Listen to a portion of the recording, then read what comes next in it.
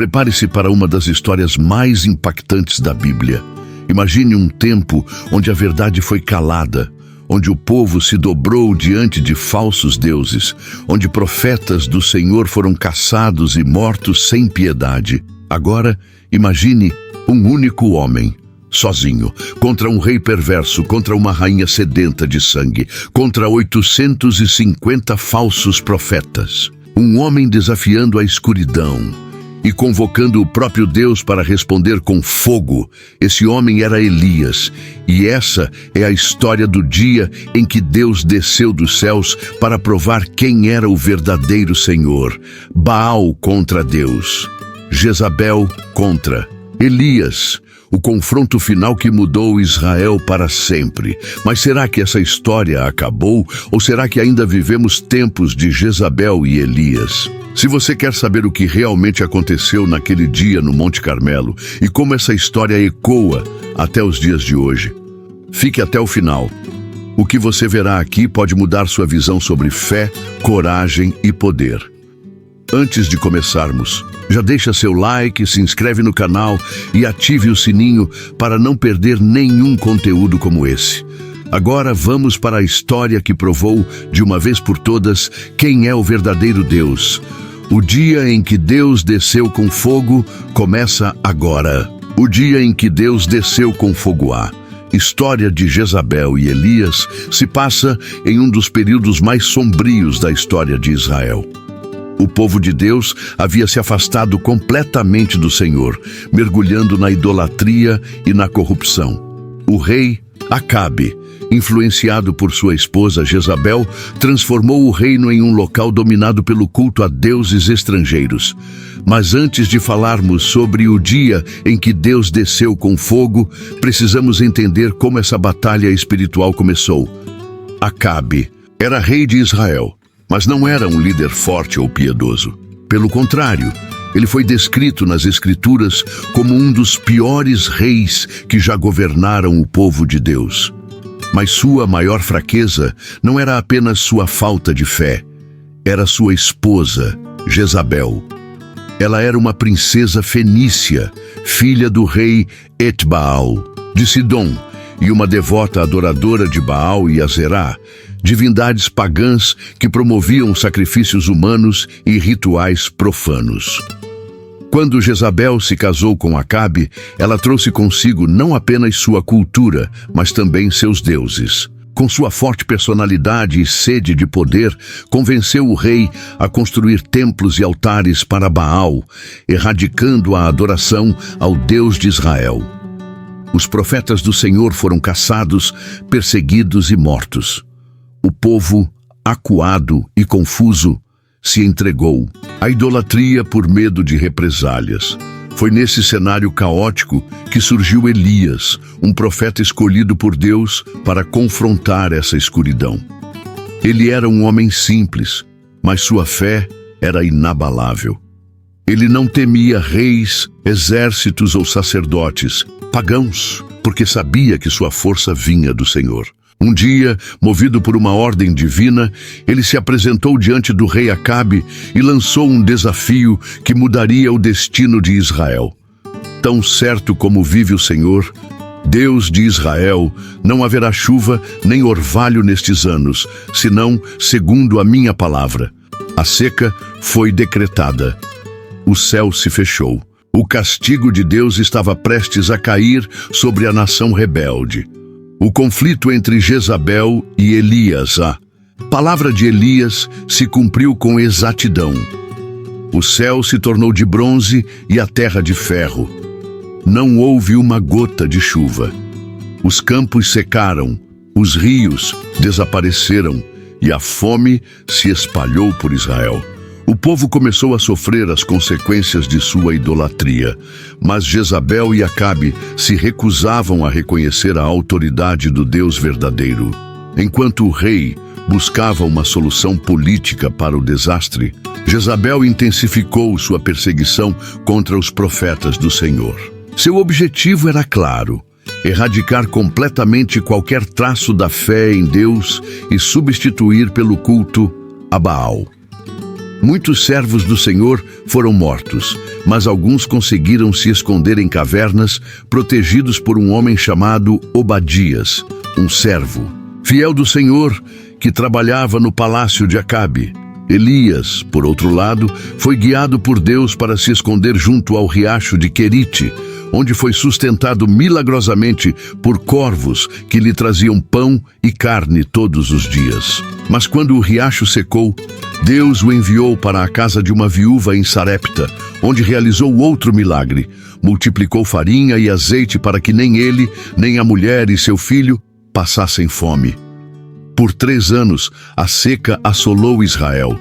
E então, Deus ordenou que Elias voltasse para confrontar Acabe e resolver de uma vez por todas quem era o verdadeiro Deus de Israel. O profeta não hesitou. Ele se apresentou diante do rei e propôs um desafio, um confronto direto entre Deus e Baal no Monte Carmelo. O rei, cansado e desesperado, aceitou a proposta. Chegava o momento da batalha espiritual mais intensa da história de Israel. O confronto no Monte Carmelo. Monte Carmelo se tornou o palco do maior duelo entre luz e trevas. De um lado, Elias sozinho, representando o Deus Altíssimo. Do outro, 450 profetas de Baal e 400 sacerdotes de Azerá, protegidos por Jezabel. O povo de Israel estava presente, ansioso para ver o que aconteceria. Elias se aproximou e fez uma pergunta que ecoaria para sempre. Até quando cocheareis entre 2 pensamentos? Se o Senhor é Deus, segui-o. Se Baal é Deus, segui-o. O silêncio tomou conta do ambiente. O povo não respondeu. Elias então estabeleceu as regras. Cada lado prepararia um altar com um sacrifício. Não poderiam usar fogo. O Deus que respondesse consumindo o sacrifício com fogo seria o verdadeiro. Os profetas de Baal começaram. Eles clamaram desde a manhã até o meio-dia. Ó Baal, responde-nos. Dançaram, gritaram, cortaram seus próprios corpos, deixando o sangue escorrer como oferenda. Mas nada aconteceu, nenhuma resposta. Elias, irônico, zombou deles. Gritem mais alto. Talvez Baal esteja dormindo ou viajando. O desespero aumentou, mas o silêncio continuou. Baal era um deus morto. O fogo de Deus cai. Do céu então chegou a vez de Elias. Ele restaurou o altar do Senhor, usando 12 pedras, representando as tribos de Israel. Depois, fez algo inesperado. Mandou encharcar o altar com água 3 vezes até que ficasse completamente encharcado. Então, Elias levantou as mãos aos céus e orou. Ó Senhor, Deus de Abraão, Isaque e Jacó, prova hoje que Tu és Deus em Israel. O céu se abriu. Um fogo avassalador desceu dos céus, consumindo o sacrifício, a lenha, as pedras e até a água ao redor do altar. O povo, aterrorizado e maravilhado, caiu com o rosto em terra e clamou: O Senhor é Deus! O Senhor é Deus! Elias ordenou que os falsos profetas fossem capturados e executados. A idolatria havia sido esmagada.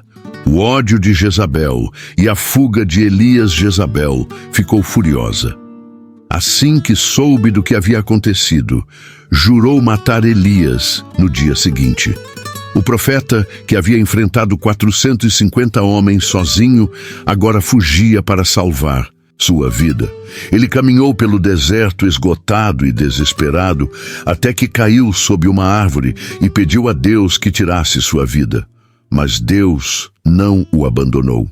Um anjo o tocou e disse: Levanta-te e come, porque muito longo será o teu caminho. Elias comeu e caminhou por 40 dias, até chegar ao Monte Horebe. Lá, Deus lhe falou em um sussurro suave, mostrando que ele não estava apenas no fogo e no vento, mas também no silêncio. O fim de Jezabel e a vitória de Deus anos depois, Jezabel encontrou seu fim. Quando Jeú tomou o trono de Israel, ele ordenou que ela fosse jogada da janela de seu palácio. Seu corpo foi devorado pelos cães, cumprindo a profecia de Elias. Justiça de Deus prevaleceu. O Senhor sempre triunfa. O mal pode parecer forte, mas Deus é soberano. E assim, Jezabel caiu. Seu reinado de terror chegou ao fim, devorada pelos cães, como profetizado. O fogo de Deus desceu, o mal foi exposto. E Elias provou que não há outro Deus além do Senhor dos Exércitos. Mas agora, olhe ao seu redor. Será que vivemos tempos tão diferentes? Ainda hoje, muitos se curvam diante de falsos deuses. Ainda. Hoje, Jezabéis tentam silenciar a verdade, e Elias são perseguidos por se levantarem contra o sistema corrompido. A pergunta que ecoa através dos séculos ainda precisa de uma resposta. Até quando cocheareis entre dois pensamentos? Se o Senhor é Deus, siga-o. Mas se o mundo e suas ilusões são seu senhor, então escolha seu lado. O fogo de Deus desceu sobre Elias. Mas e você? Será que no dia do julgamento esse fogo te consumirá ou te purificará? Se esse vídeo te impactou, não fique em silêncio. Compartilhe essa mensagem. Inscreva-se agora no canal. Não deixe essa verdade morrer aqui. Deixe seu like, ative o sininho e comente: "O Senhor é Deus" nos comentários. Vamos espalhar essa palavra antes que seja tarde demais. Obrigado por assistir e até o próximo vídeo.